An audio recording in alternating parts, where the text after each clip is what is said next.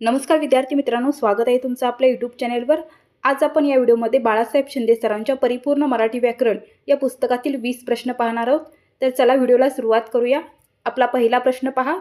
प्रश्न क्रमांक 1 आहे, पुढील शब्दाचा विरुद्धार्थी शब्द ओळखायचा आहे आणि शब्द आहे अवनती। तर अवनती या शब्दाचे विरुद्धार्थी असणार आहे ऑप्शन सी उन्नती। ऑप्शन सी आपलं बरोबर आहे। आता अवनती म्हणजे काय, तर ऱ्हास किंवा खालावलेली स्थिती होय आणि त्याचाच विरुद्धार्थी शब्द उन्नती याचा अर्थ आहे प्रगती किंवा भरभराट। तर आपलं ऑप्शन सी बरोबर असणार आहे। प्रश्न क्रमांक 2 पहा। पुढील वाक्यातील सार्वनामिक विशेषण ओळखायचे आहे। तर या वाक्यामध्ये इथे पहा, माझे पुस्तक शाळेत राहिले या वाक्यातील सार्वनामिक विशेषण कोणतं आहे सांगायचं आहे आणि उत्तर असणार आहे ऑप्शन सी माझे। ऑप्शन सी बरोबर आहे। तर माझे हे काय आहे, हे एक सर्वनाम आहे मूळचे, परंतु या ठिकाणी पुस्तक या नामाबद्दल ते विशेष माहिती सांगत असल्याने या ठिकाणी ते काय होणार आहे, सार्वनामिक विशेषण ठरणार आहे। ऑप्शन सी आपलं बरोबर आहे। प्रश्न 3 पहा। अश्वत्थ या शब्दासाठी समानार्थी शब्द कोणता असं सांगायचं आहे आणि या प्रश्नाचं उत्तर आहे ऑप्शन बी पिंपळ। ऑप्शन बी आपलं बरोबर आहे। अश्वत्थ याचा अर्थ काय आहे, पिंपळ। म्हणजे संस्कृत आणि मराठी साहित्यात पिंपळ या झाडाला काय म्हटलं आहे, अश्वत्थ असं म्हटलेलं आहे। ऑप्शन बी आपलं बरोबर आहे। पुढचा आहे प्रश्न क्रमांक 4। खालीलपैकी शुद्ध शब्द कोणता आहे ते ओळखायचं आहे। तर या ठिकाणी शुद्ध शब्द आहे ऑप्शन डी मध्ये। ऑप्शन डी आपलं बरोबर उत्तर आहे। तर मराठी व्याकरणानुसार अतिथी हा शब्द लिहिताना त ला पहिली वेलांटी असते आणि थ ला दुसरी वेलांटी असते, त्यामुळे ऑप्शन डी आपलं बरोबर आहे। प्रश्न क्रमांक 5। कुंजर या शब्दाचा समानार्थी शब्द सांगायचा आहे। तर कुंजरच्या समानार्थी आहे ऑप्शन बी हत्ती। कुंजर म्हणजेच काय, तर हत्ती। त्याचबरोबर त्याला गज आणि सारंग हे देखील समानार्थी शब्द आहेत। ऑप्शन बी आपलं बरोबर आहे। पुढचा प्रश्न आहे प्रश्न क्रमांक 6। जमदग्नी या शब्दाचा अलंकारिक अर्थ काय होतो ते सांगायचं आहे। तर जमदग्नी म्हणजेच काय, तर अतिशय तापट माणूस। ऑप्शन बी आपलं बरोबर आहे, अतिशय तापट माणूस। जमदग्नी हे कोण होते, तर हे एक ऋषी होते। त्यांचा स्वभाव म्हणजे त्यांच्या रागासाठी ते काय होते, प्रसिद्ध होते। त्यामुळेच तापट माणसाला आपण काय म्हणतो, जमदग्नी ही उपमा देतो। ऑप्शन बी आपलं बरोबर आहे। पुढचा प्रश्न आहे प्रश्न क्रमांक 7। निशिगंध या टोपण नाव आणि कोणाला ओळखले जाते किंवा निशिगंध हे टोपण नाव कोणाचे आहे ते सांगायचं आहे आणि या प्रश्नाचं उत्तर आहे ऑप्शन सी रा श्री जोग। निशिगंध या टोपण नावाने रा श्री जोग यांना ओळखलं जातं। त्यांचं पूर्ण नाव आहे रामचंद्र श्रीपाद जोग आणि हे मराठी साहित्यातील एक प्रसिद्ध समीक्षक आणि कवी होते, ज्यांनी निशिगंध या नावाने काय लिहिलेलं आहे, कविता लेखन केलेलं आहे। ऑप्शन सी आपलं बरोबर आहे। प्रश्न क्रमांक 8 पहा। गोविंदाग्रज हे कोणत्या कवीचे टोपण नाव आहे। गोविंदग्रज हे कोणत्या कवीचे टोपण नाव आहे, तर ते राम गणेश गडकरी यांचे टोपण नाव आहे। ऑप्शन बी आपलं बरोबर आहे। तर राम गणेश गडकरी हे मराठी साहित्यातील प्रसिद्ध कवी, नाटककार आणि विनोदी लेखक होते। ते कविता लेखनासाठी गोविंदाग्रज आणि विनोदी लेखनासाठी बाळकराम या टोपण नावाचा वापर करत असत। त्यांनी एकच प्याला, भावबंधन ही नाटके अतिशय त्यांची प्रसिद्ध आहेत। हे तुम्हाला त्यांच्याविषयी लक्षात ठेवायचं आहे, याच्यावर देखील तुम्हाला प्रश्न विचारला जाऊ शकतो। आपला पुढचा प्रश्न आहे प्रश्न क्रमांक 9। खालीलपैकी नपुसकलिंगी शब्द ओळखायचा आहे। तर या ठिकाणी नपुसकलिंगी असणारा शब्द आहे ऑप्शन सी लेकरू। मराठी व्याकरणात नामाचे लिंग ओळखण्यासाठी तो, ती आणि ते ही सर्वनामे वापरली जातात। तो हे सर्वनाम पुल्लिंगीसाठी वापरलं जातं, ती हे स्त्रीलिंगीसाठी आणि ते हे नपुसकलिंगीसाठी। उदाहरण पहा, तोचं बघा, तो दगड तो मुलगा, तीचं ती भिंत ती नदी ती मुलगी आणि तेचं ते लेकरू ते झाड ते पुस्तक। ज्या नामाच्या आधी ते ही सर्वनाम लावता येते ते नपुसकलिंगी असते, त्यामुळे या ठिकाणी ऑप्शन सी आपलं काय असणार आहे, नपुसकलिंगी। ऑप्शन सी बरोबर आहे। पुढचा प्रश्न आहे प्रश्न क्रमांक 10। चुकीची जोडी ओळखायची या ठिकाणी। तर खालीलपैकी चुकीची जोडी असणार आहे ऑप्शन बी माकडांचा कळप ही काय चुकीची जोडी आहे। तर मडक्यांची उतरंड असते, महिलांचे मंडळ असते आणि वेलींचा कुंज असतो। पण माकडांचा कळप नसतो, माकडांची टोळी असते. त्याचबरोबर कळप हा हरिण किंवा हत्तींचा देखील असतो.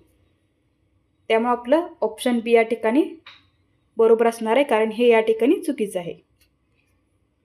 प्रश्न क्रमांक 11 पहा. पोर हा शब्द कोणत्या लिंगात वापरला जातो? तर या प्रश्नाचं उत्तर आहे तिन्ही लिंगामध्ये. ऑप्शन सी आपलं बरोबर आहे. तर पोर हा जो शब्द आहे तो पोर, ती पोर आणि ते पोर अशा प्रकारे तिन्हीमध्ये काय केलं, याचा वापर केला जाऊ शकतो. म्हणजे स्त्रीलिंग, पुल्लिंग आणि नपुसकलिंग या तिन्हीमध्ये पोर या शब्दाचा वापर केला जाऊ शकतो. त्यामुळे ऑप्शन सी आपलं बरोबर असणार आहे. प्रश्न क्रमांक 12 पहा. अनंत या शब्दाचा समानार्थी शब्द कोणता नाही ते विचारलेलं आहे. तर अनंत या शब्दाचा समानार्थी नसलेला शब्द आहे पाणी.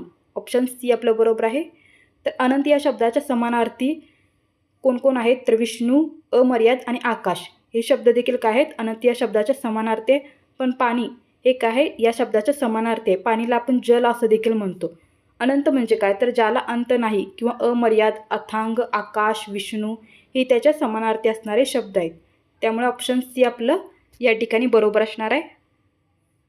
प्रश्न क्रमांक 13. खालीलपैकी विशेषण नसलेला शब्द ओळखायचा आहे. आता या ठिकाणी विशेषण नसलेला शब्द आहे ऑप्शन डी, मी. ऑप्शन डी आपलं बरोबर आहे. आता विशेषण कशाला म्हणायचं? तर नामाबद्दल किंवा सर्वनामाबद्दल विशेष माहिती सांगणाऱ्या शब्दाला आपण काय म्हणतो? विशेषण म्हणतो. मी हा शब्द या इथे काय आलेला आहे? तर नामाऐवजी वापरला जातो. त्यामुळे तो काय करतो? नामाची व्याप्ती मर्यादित करत नाही. तर या ठिकाणी बघा, आंबट हे काय आहे? हे गुणविशेषण आहे. उदाहरण पहा, आंबट बोरे. कडू हे काय आहे? गुणविशेषण आहे. उदाहरणार्थ कडू कारले. 10 हे काय आहे? संख्या विशेषण आहे. उदाहरणार्थ 10 मुले. आणि मी हे हा शब्द काय आहे? तर मी हा शब्द सर्वनाम आहे. बाकीचे 3 शब्द काय आहेत? विशेषण आहेत आणि मी हा शब्द सर्वनाम आहे. तर आपलं ऑप्शन डी बरोबर असणार आहे. प्रश्न क्रमांक 14 पहा. हार या शब्दाचे अनेकवचन ओळखायचे आहे. तर हार या शब्दाचं अनेकवचन असणार आहे ऑप्शन बी, हार. ऑप्शन बी आपलं बरोबर आहे. आता मराठी व्याकरण नियमानुसार काय होतं? तर अकारांत पुल्लिंगी नामे जी आहेत, ज्या शब्दांच्या शेवटी अचा उच्चार होतो, तर ती दोन्ही वचनामध्ये सारखीच असतात. म्हणजे एक वचन आणि अनेक वचन या दोन्हीमध्ये ती कशी असतात? सारखीच असतात. उदाहरणार्थ 1 हार आणि 5 हार म्हणजे एक वचन आणि अनेक वचन या दोन्हीमध्ये ती काय असतात? सारखी असतात. येथे हार हा काय आहे? अकारांत पुल्लिंगी शब्द असल्यामुळे त्या ठिकाणी अनेक वचन देखील त्याचं हारच असणार आहे. ऑप्शन बी आपलं बरोबर आहे. प्रश्न क्रमांक 15 पहा. मी वेळेत गेलो म्हणून तो मला भेटला यातील उभयान्वयी अव्ययाचा प्रकार सांगायचा आहे. मी वेळेत गेलो म्हणून तो मला भेटला यातील उभयान्वयी अव्ययाचा प्रकार सांगायचा आहे. उत्तर आहे ऑप्शन सी, परिणाम बोधक. ऑप्शन सी आपलं बरोबर आहे.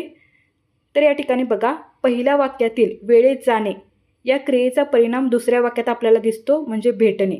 वेळेत जाणे, भेटणे. पहिल्या वाक्यातील जी क्रिया आहे त्याचा परिणाम आपल्याला दुसऱ्या वाक्यात दिसतो. त्यामुळे काय होणार आहे? परिणाम किंवा फलित दर्शवते. त्यामुळे उत्तर असणार आहे ऑप्शन सी, परिणाम बोधक. प्रश्न क्रमांक 16 पहा. पुढीलपैकी चुकीचा अर्थ असलेला वाक्यप्रचार ओळखायचा आहे. तर चुकीचा अर्थ असलेला वाक्यप्रचार आहे ऑप्शन डी, तोंड मिळवणे किंवा खूप खाणे. बाकीचे 3 पर्याय बरोबर आहेत. तोंड येणे म्हणजे तोंडात फोड येणे, तोंड देणे म्हणजे सामना करणे आणि तोंड धरणे म्हणजे मौन पाळणे. पण तोंड मिळवणे म्हणजे काय? सहमती दर्शवणे किंवा सारखे बोलणे. ऑप्शन डी आपलं या ठिकाणी बरोबर असणार आहे. प्रश्न क्रमांक 17 बघा. अनेक माणसे एकत्र असल्यास त्याला काय म्हणतात? तर अनेक माणसे ज्यावेळी एकत्र असतात त्यावेळी त्याला समुदाय असं म्हटलं जातं. या ठिकाणी बघा, काही इतर शब्द देखील दिलेले आहेत आपण, ज्यांच्याविषयी आपल्याला प्रश्न विचारले जातात. तर पक्ष्यांचा असतो थवा, केसांचा असतो झुपका, गुरांचा असतो कळप, विटांचा, नारळांचा आणि कलिंगडाचा असतो ढीग, त्याचबरोबर चाव्यांचा किंवा किल्ल्यांचा असतो जुडगा. त्याचप्रमाणे अनेक माणसे जेव्हा एकत्र येतात तेव्हा त्याला समुदाय असं म्हणतात. ऑप्शन डी आपलं बरोबर आहे. प्रश्न क्रमांक 18 बघा. आदित्य या शब्दाचा समानार्थी शब्द शोधायचा आहे. तर आदित्यचे समानार्थी आहे ऑप्शन बी, सूर्य. तर या ठिकाणी आणखीन काही शब्द घेतलेले आहेत, त्याचे समानार्थी शब्द दिलेले आहेत जे महत्त्वाचे आहेत. आदित्यच्या समानार्थी आहे सूर्य, दिनकर, दिनमणी, दिनेश, अंशुमन. प्रभाकरच्या समानार्थी आहे भानू, भास्कर, नाही आदित्यच्या समानार्थीच बाकीचे शब्द आहेत. सूर्य, दिनकर, दिनमणी, दिनेश, अंशुमन, प्रभाकर, भानू, भास्कर, मित्र, रवी, सविता हे आदित्य या शब्दाचे समानार्थी आहे. त्याच्यानंतर अमृतच्या समानार्थी आहे पियुष, सुधा आणि सुधारस.